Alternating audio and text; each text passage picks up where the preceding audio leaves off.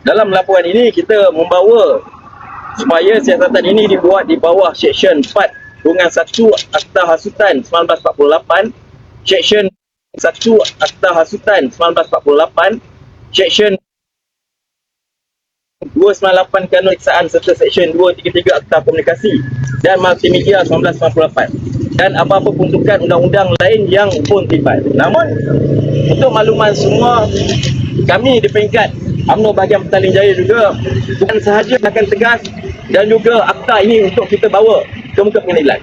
Kalau boleh, yang rasa tak boleh tak boleh nak ikut atau tak boleh nak terima apa yang Tuan Puteri tak, keluar daripada Selangor. Jangan tinggal dalam Selangor. Jangan cek rezeki dalam Selangor. Keluar daripada negeri Selangor.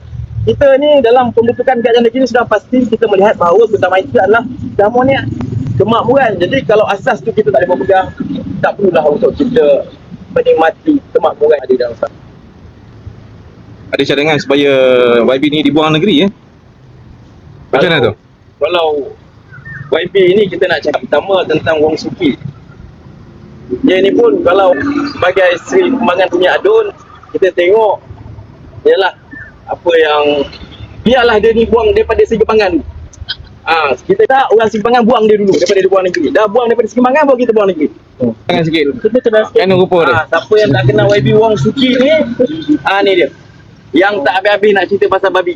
Ni aja. Sebut. YB Wong Suki mana? Yang belum kenal YB Wong Suki, saya kenalkan.